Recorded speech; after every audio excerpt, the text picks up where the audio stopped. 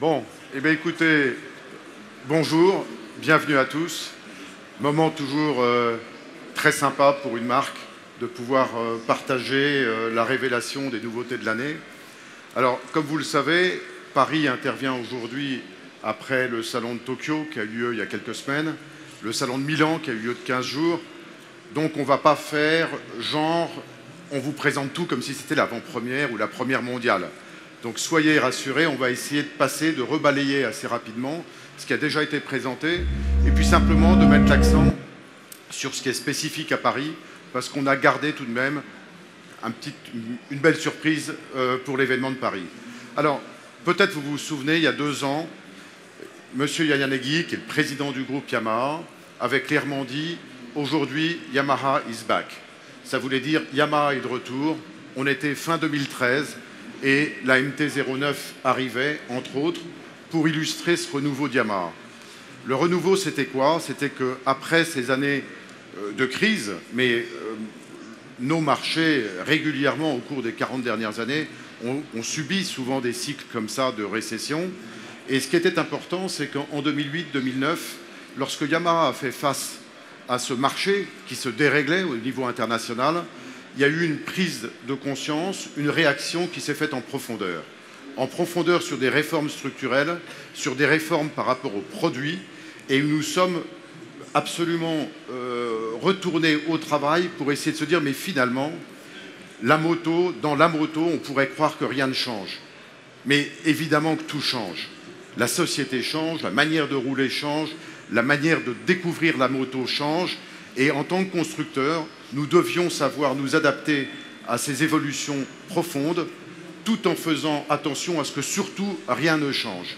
Rien ne change dans l'ADN de Yamaha, rien ne change dans la passion à développer nos produits, rien ne change de la façon dont Yamaha essaye de développer ses produits en pensant toujours au plaisir de conduite, à la manière dont on doit trouver de la satisfaction à rouler avec nos machines et tout le temps à rechercher finalement en quoi l'innovation peut apporter quelque chose de plus à nos clients.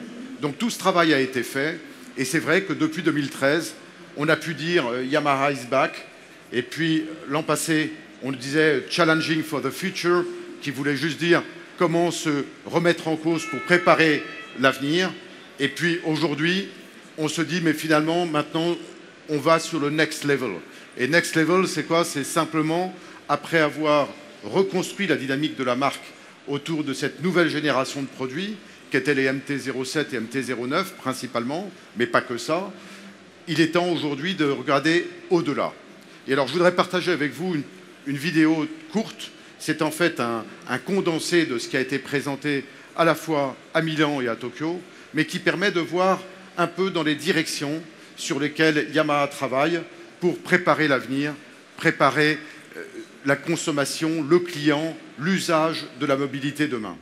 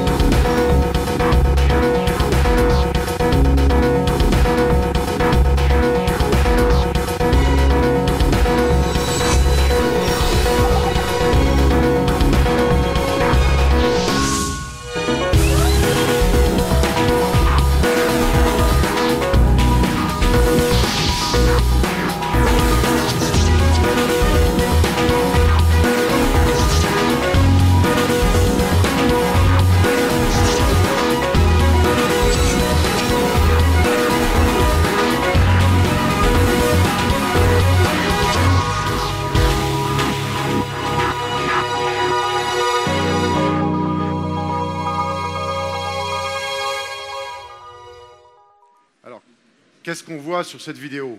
On voit la manière dont Yamaha se projette dans différentes formes de mobilité dans le futur. On voit ce qui a été appelé le Motobot. Et Motobot, c'est quoi? C'est comment la division engineering de Yamaha, la division robotique, a réussi à développer un robot qui est capable de piloter une de nos motos. Et qu'est-ce qu'on cherche derrière ça? La première chose, c'est qu'il faut savoir qu'à chaque fois que Yamaha développe un nouveau modèle, une nouvelle machine, la première mission, c'est que cette moto mette toujours le client, l'utilisateur en confiance. Cette moto ne doit jamais se retourner contre celui qui est dessus. C'est pour ça que lorsqu'on a travaillé sur la génération cross-plane, lorsqu'on travaille sur l'électronique qu'on a pu amener sur la R1 déjà il y a plusieurs années, c'est parce qu'à chaque fois, il faut que la puissance et la qualité dynamique de la moto soient parfaitement exploitables par le client et par celui qui l'utilise.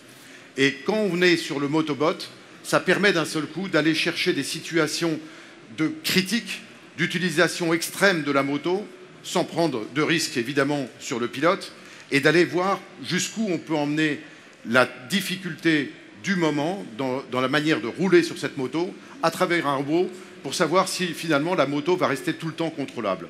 Donc c'est vraiment un travail d'avant-garde pour travailler en amont sur la sécurité dynamique de nos véhicules.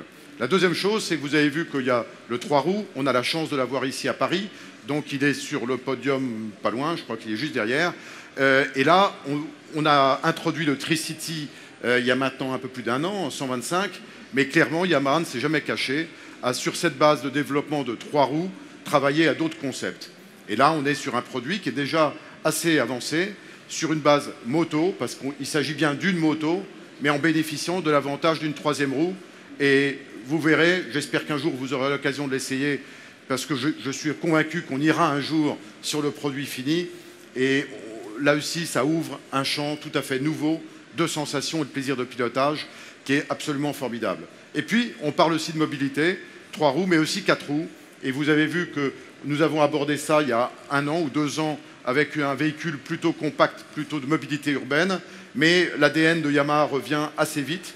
Et on a présenté cette année une version plus sportive, mais qui, là encore, permettent à nos ingénieurs d'avancer sur la maîtrise de l'ensemble des savoir-faire technologiques pour que nos motos, nos produits en général, puissent être le plus aboutis possible.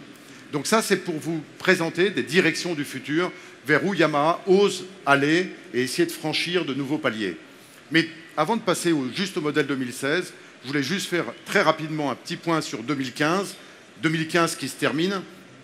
Et là encore, je crois qu'il y a des signaux encourageants. Le premier, c'est que le marché total en Europe continue de croître.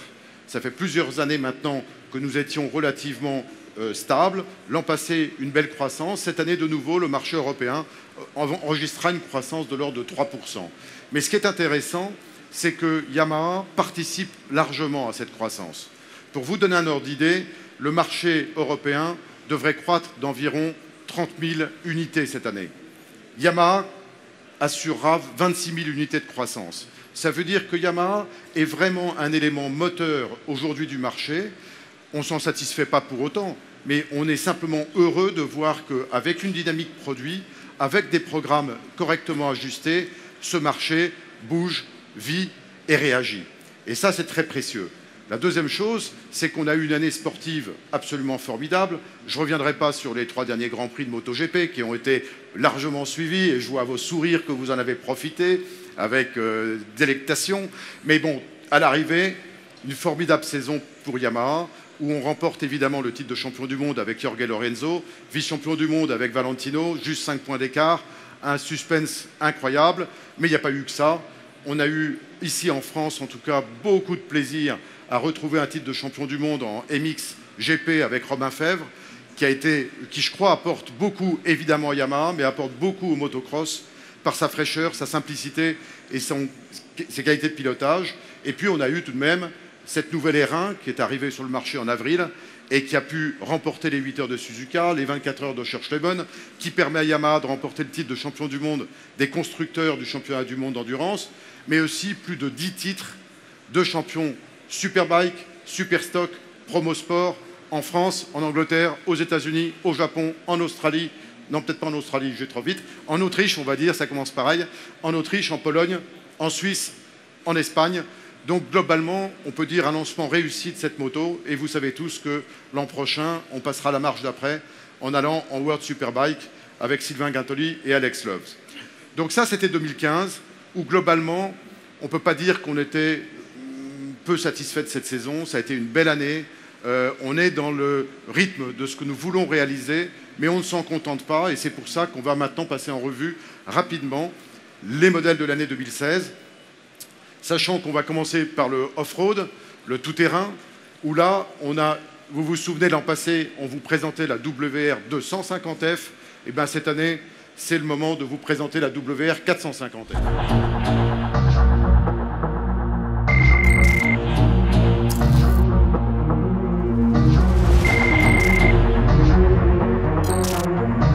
Plein gaz, 4e enclenché, châssis stable inspiré du motocross.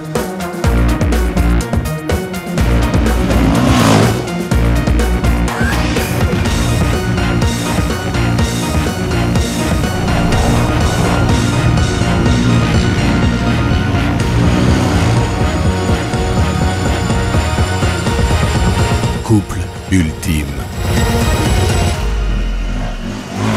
Fourche ultra absorbante. Puissance massive. Seconde. Couple impressionnant. Roue arrière. Précision du châssis.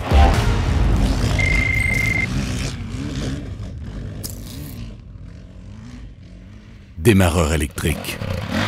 Go! Challenge, course. Tout est permis.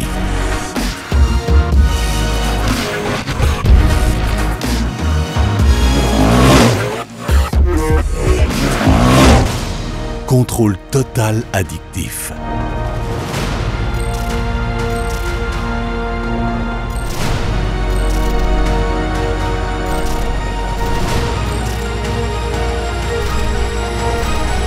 Fatigue et limite repoussée.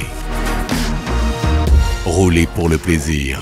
Oui, encore.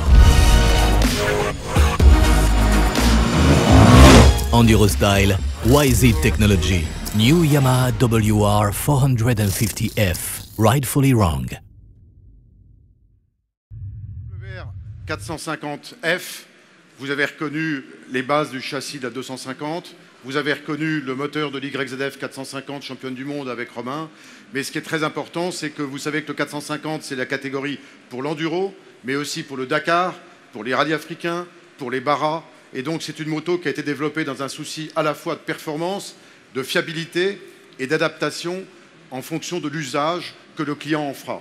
C'est pour ça que vous savez tous que ce moteur 450F est réputé pour sa puissance et son couple, remportant et faisant des formidables résultats dans toutes les courses de sable, où là on a besoin de cette performance, mais vous avez un mapping en option qui vous permet d'ajuster parfaitement la puissance et le couple en fonction de l'usage que vous voulez en faire. Donc c'est une moto qui a plusieurs visages, tout en ayant un niveau de performance extrêmement élevé et une grande fiabilité. Donc là aussi, en 250, nous sommes revenus cette année en championnat du monde pour apprendre avec des jeunes pilotes. On continuera dans la même philosophie l'an prochain, puisque nous aurons un team en championnat du monde 450. Et là encore, en misant sur des jeunes, on revient avec un esprit de challenger, avec cette nouvelle moto. Et donc, on veut que l'ensemble du team et des pilotes véhicule cette image et cette même envie d'aller en découdre et de montrer qu'on n'a peut-être pas des motos ready to race, mais j'espère ready to win. Et c'est ça qui compte. Et en tout cas, on le fait dans cet esprit-là.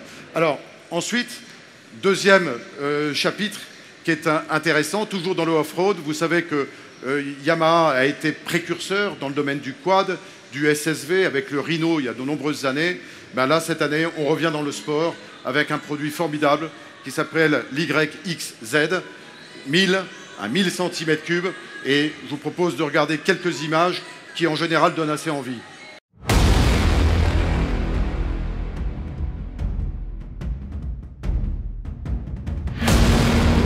Prepare yourself for a new category of off-road vehicle. Because everything you thought you knew about the world of sports side-by-sides is about to be redefined.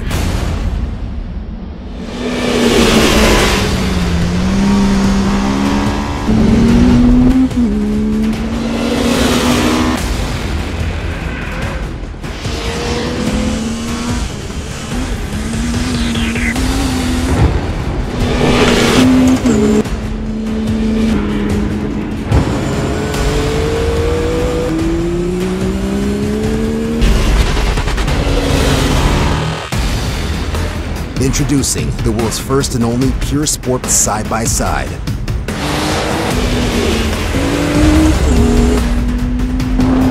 The all-new YXZ-1000R from Yamaha.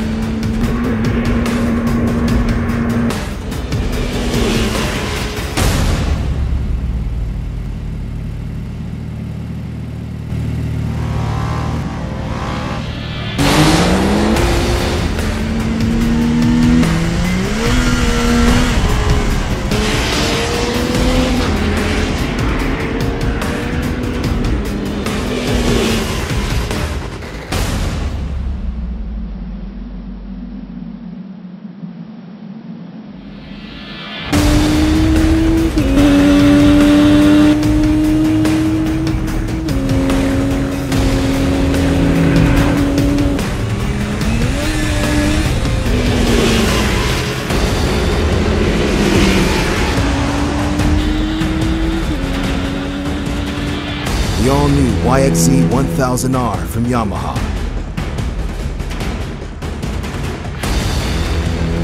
The world of off-road sports side-by-sides has shifted forever.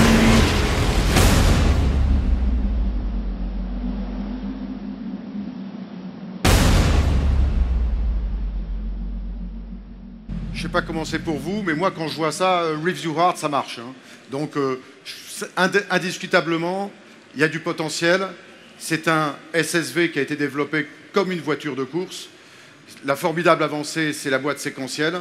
Donc vous avez une boîte, évidemment, avec un shifting extrêmement rapide, ce qui fait que ça se pilote comme une voiture de course. Et hier soir, j'avais la chance de pouvoir échanger avec Stéphane Peterhansel, qui a largement eu le temps d'en profiter. Et il suffit de l'écouter et de voir l'enthousiasme qu'il avait à vivre cette expérience de pilotage pour savoir qu'on tient là un produit qui va être une référence pour la conduite sportive en SSV. Donc, ah ben voilà, en plus il le dit, il l'écrit. Donc c'est un 1000 cm3, 3 cylindres, beaucoup de couple, un poids limité à moins de 700 kg en ordre de marche.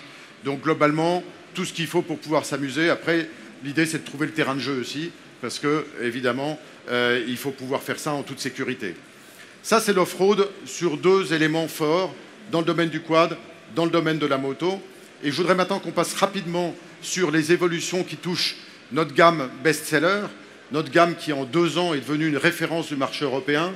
Je parlais des MT, souvenez-vous, MT-07, MT-09, puis MT-125 l'année dernière. Et pour vous donner un ordre d'idée, en moins de 2 ans, nous avons vendu plus de 70 000 MT en Europe. Cette année, depuis le début de l'année, plus de 45 000. Donc nous sommes vraiment sur une catégorie de moto, un positionnement, à la fois par les caractéristiques moteurs, les performances générales, et puis aussi la compétitivité, le côté raisonnable du positionnement de prix, qui compte aussi, évidemment, pour avoir un succès à ce volume-là. Et quand on prend l'ensemble du succès de cette nouvelle génération de motos, il nous semblait important de faire un palier supplémentaire entre la 125 et la MT-07. On a la chance aujourd'hui d'avoir un marché qui se mondialise dans certaines cylindrées, et c'est le cas des 250 et 300 cm3. Vous vous souvenez peut-être qu'il y a 1 an, nous vous avons présenté l'YZF R3, un nouveau moteur, 320 cm3, bicylindre, du couple, de la performance, et nous avons d'ailleurs lancé une formule de marque qui s'appelle la coupe YZF R3, et qui a permis de soutenir une nouvelle catégorie en championnat de France, où la moto a remporté cette classe dès cette année. Donc, un package technique extrêmement réussi, fonctionne, qui est performant, et donc nous avons décliné la philosophie de la MT sur la base de ce châssis, de ce moteur, avec une position de conduite évidemment beaucoup plus rapprochée, une position de conduite plus droite, pour pouvoir contrôler parfaitement la moto. La légèreté est toujours là, et on essaie de tourner autour de la moto, mais la foule qui l'entoure est difficile.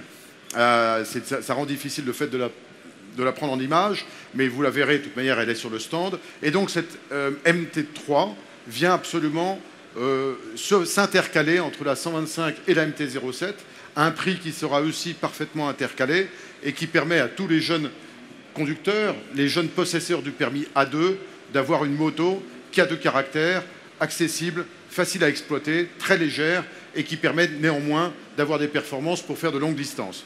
Donc on est là vraiment sur le fait d'avoir un escalier progressif dans cette gamme MT qui devient absolument dominante par sa philosophie aujourd'hui en Europe comme en France.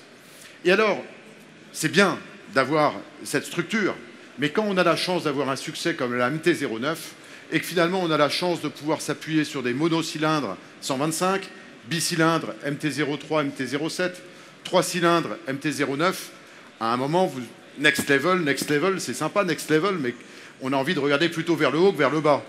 Et donc finalement, en regardant vers le haut, au-dessus de 900 ou de 850 cm3, il y a quoi? Il y a un moteur formidable qui nous tendait les bras, c'est le moteur de la R1, 4 cylindres, et qui permettait là, avec l'adrénaline et l'ADN d'une MT série, de faire un nouveau flagship modèle, un nouveau modèle de tête. Et je vous invite à partager ces quelques images qui vous mettent en avant la MT-10.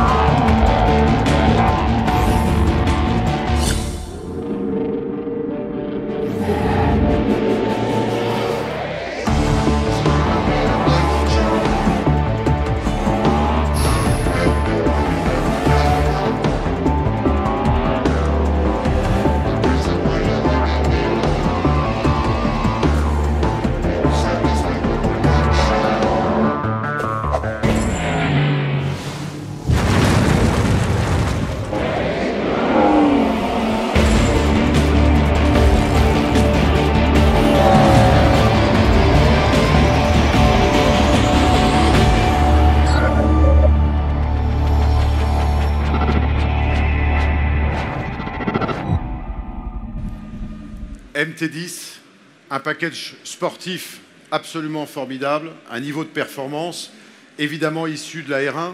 Je vous rappelle que la R1 est aujourd'hui le best-seller des ventes de motos super sportives 1000 en Europe comme en France.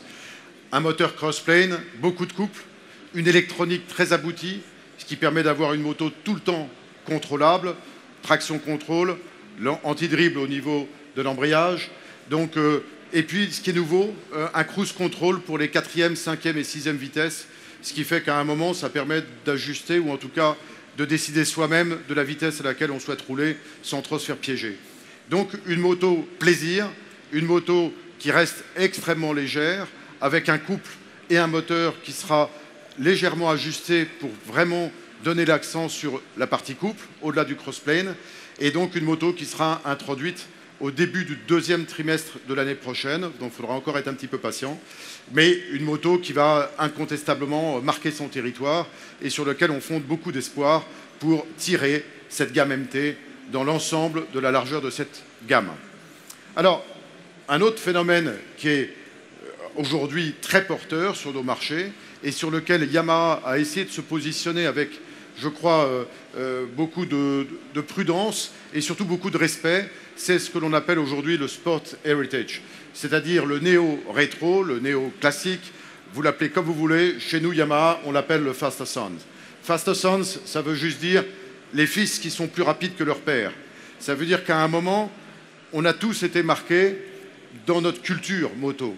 On a la chance en Europe d'avoir une culture moto extrêmement riche et qui a beaucoup influencé les autres régions dans le monde. Et donc cette culture moto, il ne faut pas s'en détourner.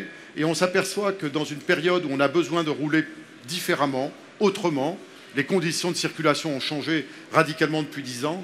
Alors certains sont partis sur des motos raisonnables, à influence américaine, mais je crois que c'était important de travailler sur une influence qui était vraiment le reflet de la moto en Europe telle qu'on l'a vécue.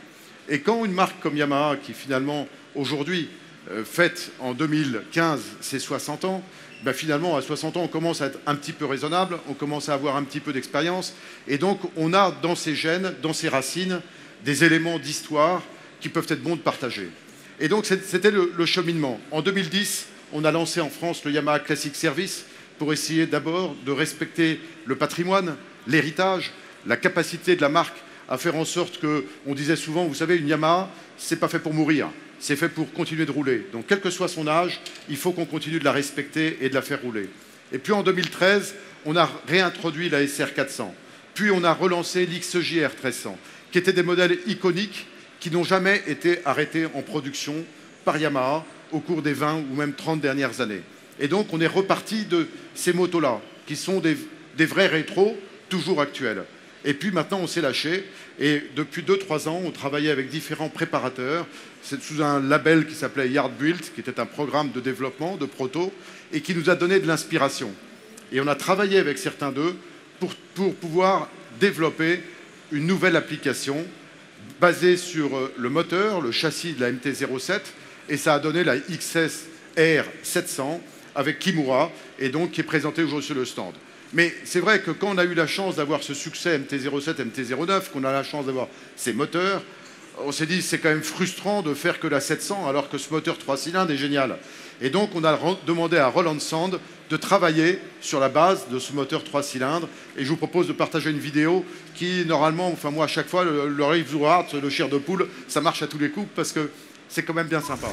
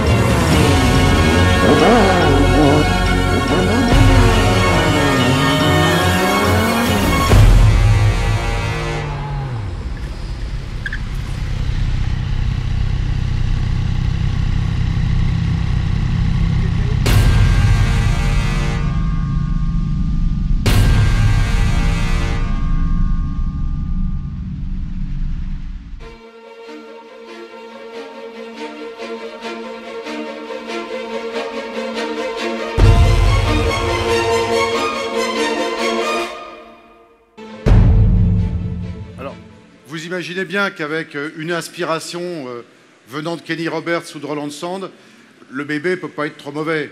Il y avait quand même de l'émotion, des tripes, de la qualité. Et donc cette XSR 900 permet de pouvoir avoir une position de conduite un petit peu différente, une qualité de finition sur les détails qui est superbe. Enfin, ce n'est pas à nous de la juger, ce seront les clients, c'est à vous de la juger. Mais un soin particulier apporté aux détails de finition. Et puis certaines améliorations par rapport à une MT-09, comme le traction control, là aussi l'anti-dribble au niveau de l'embrayage. Donc un certain nombre d'améliorations techniques qui ont été aussi apportées à cette moto, qui aujourd'hui représente un compromis, je crois, parfait entre l'émotion de pilotage et une qualité esthétique qui lui permet d'être assez intemporelle.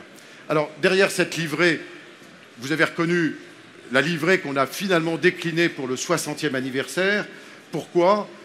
Peut-être certains d'entre vous s'en souviennent, lorsque nous avons fêté notre 50e anniversaire, nous avions à l'époque décliné nos motos avec la livrée rouge et blanche des motos usines traditionnellement de Yamaha depuis les années 60. Et puis cette année, on a voulu trouver quelque chose de nouveau, un peu différent. Et à Goodwood, Valentino Rossi est allé se produire avec une M1 décorée aux couleurs de Yamaha US, des années 70, puisque cette livrée jaune et noire était les couleurs du team officiel de Yamaha USA dans ces années-là.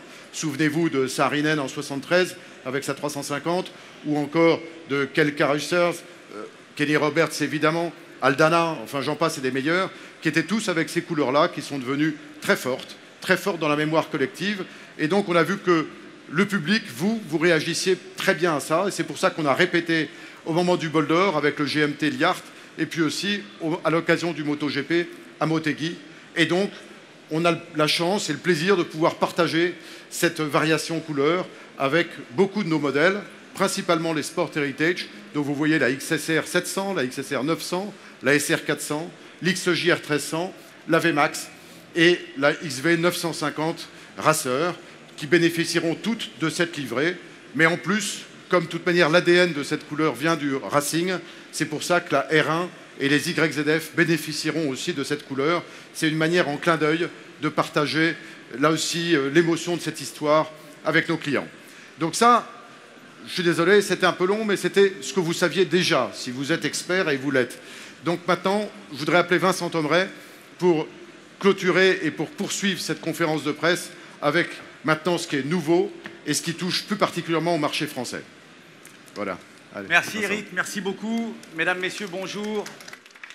Je partage, Eric, votre enthousiasme avec tous ces nouveaux produits qui vont du tout-terrain à la route, la famille DMT. Mais la France est un grand pays et nous l'avons démontré ces derniers temps. Et je parle aussi d'un grand pays au niveau de nos routes, de nos autoroutes. Et c'est un pays où il fait bon rouler. Et pour rouler, il nous faut un vaisseau amiral. Et nous l'avons retravaillé. Je vous laisse voir les images.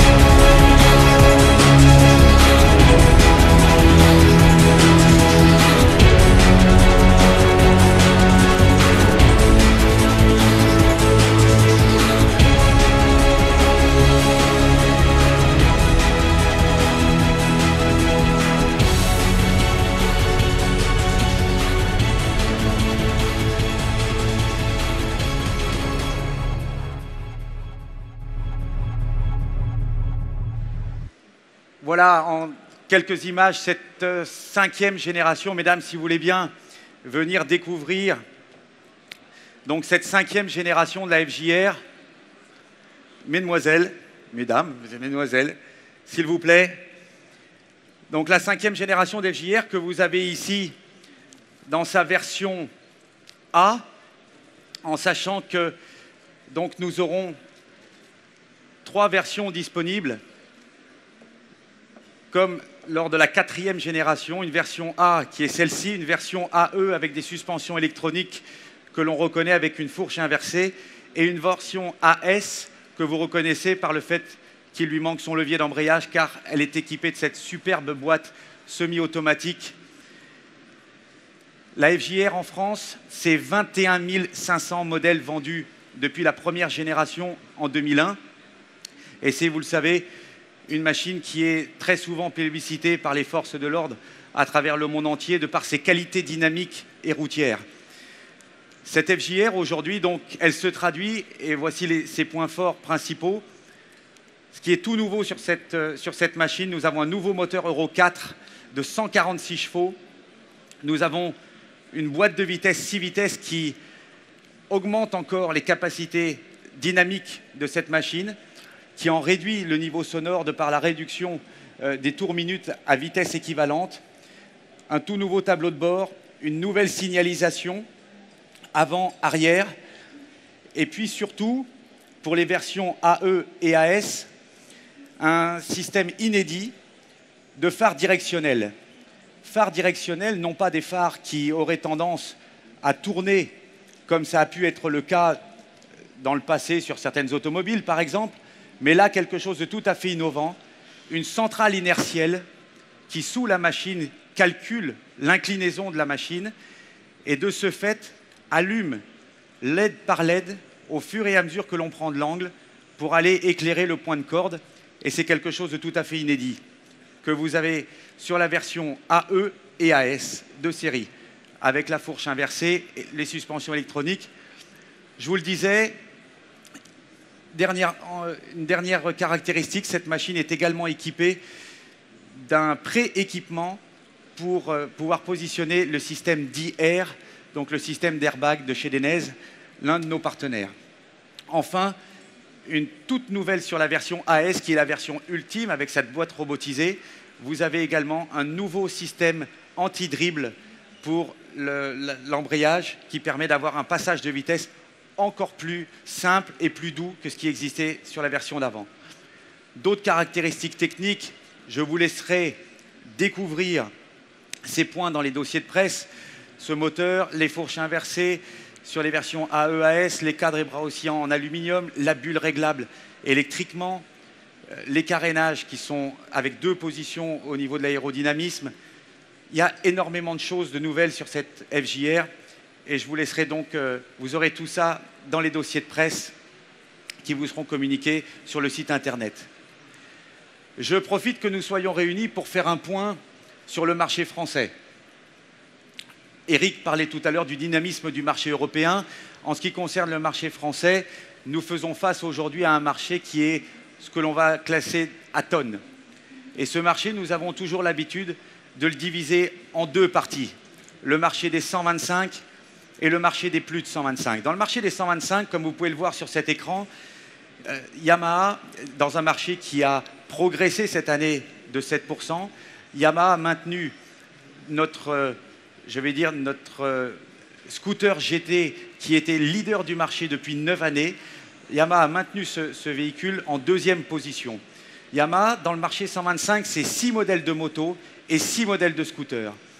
Et nous avons la MT 125 qui a été également un très gros succès sur le marché de la moto, et également introduction et développement des ventes du Tri-City qui, comme vous le savez, est une nouvelle façon de se déplacer, une nouvelle approche du 2 roues avec ce scooter 125 à 3 roues qui permet d'avoir un poids très limité et ainsi pouvoir être déplacé très très facilement lors des manœuvres.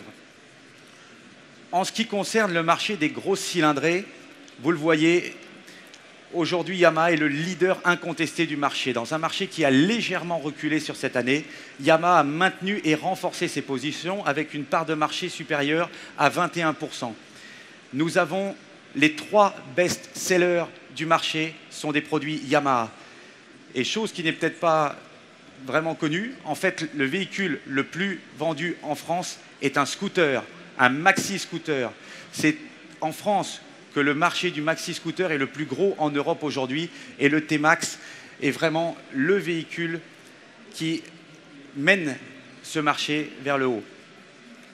Eric parlait tout à l'heure, 70 000 véhicules au niveau de l'Europe dans la gamme MT, et bien également en France, ce sont les MT-09 suivis des MT-07 qui sont les leaders du marché. Au global, quand nous regardons, après 2014, 2015, nous nous rendons compte que toutes les nouveautés qui ont été introduites par Yamaha ont été adoptées par le marché et sont devenues des best-sellers. L'AR1, meilleur super sportif du marché. Eric parlait des succès internationaux. Nous pouvons parler également en France des vainqueurs comme Alex Plancassagne en Coupe de France Promosport, Kenny Forêt, champion de France Super Stock, avec cette toute nouvelle R1. Je vous parlais du T-Max. T-Max, leader du marché des maxi-scooters, qui cette année va avoir une nouvelle déclinaison Lux Max qui va apporter en plus de l'Iron Max. Je vous parlais du X-Max 125, qui est cette année deuxième. Je vous rappelle quand même que c'est un scooter qui est fabriqué en France. C'est une grande fierté pour nous et qui a été, je vous le disais, 9 années consécutivement leader du marché français. La MT-09, dans ses deux versions, Roadster ou Tracer, qui est leader du marché incontesté. La MT-07 qui se retrouve deuxième à cause de sa MT-09. Mais si nous regardons un marché des moins de 700 cm3, 750 cm3, elle serait également première de son marché. Et le Tri-City, qui est donc le premier 3 roues 125 cm3 vendu en France et qui fait le bonheur de beaucoup de gens qui viennent et nous rejoignent dans notre milieu du 2 roues. Voilà en ce qui concerne les produits. Eric vous le disait, c'est un moment, c'est une année particulière. C'est une année qui s'enchaîne au niveau des produits. Des produits, il y en a toujours eu. Cette année est une année très très riche en nouveautés. Yamaha continue d'investir sur le marché et d'apporter de nombreux nouveaux produits. Mais cette année est une année particulière. C'est les 60 ans de la marque. Nous le retrouvons dans les déclinaisons au niveau des couleurs jaunes, du sport heritage, etc. Ce sont les 50 ans de présence en France. Et nous avons tous une pensée pour Jean-Claude Olivier qui a lancé cette marque et qui l'a suivi tant d'années. 50 ans de présence. Nous avons fêté ça hier soir avec nos concessionnaires. Beaucoup d'entre eux ont fait un très très long chemin et nous avons fêté des concessionnaires qui sont avec nous depuis 30 ans, 40 ans. Et c'est une fidélité peu commune, je pense, dans les réseaux. Et puis, un dernier anniversaire, c'est important. Ça fait 20 ans que nous sommes leaders de ce marché en France. Et à ce titre, nous voulons vraiment remercier l'ensemble de nos clients pour leur fidélité et la confiance qu'ils nous témoignent. Nous sommes tous déterminés à continuer avec notre réseau à leur apporter le meilleur service. Je vous remercie. Je vous confirme donc que les dossiers de presse seront téléchargeables sur le site ce soir yamahapresse.eu où vous seront également envoyés par email. Merci beaucoup de votre attention et je vous souhaite une bonne salon. Merci.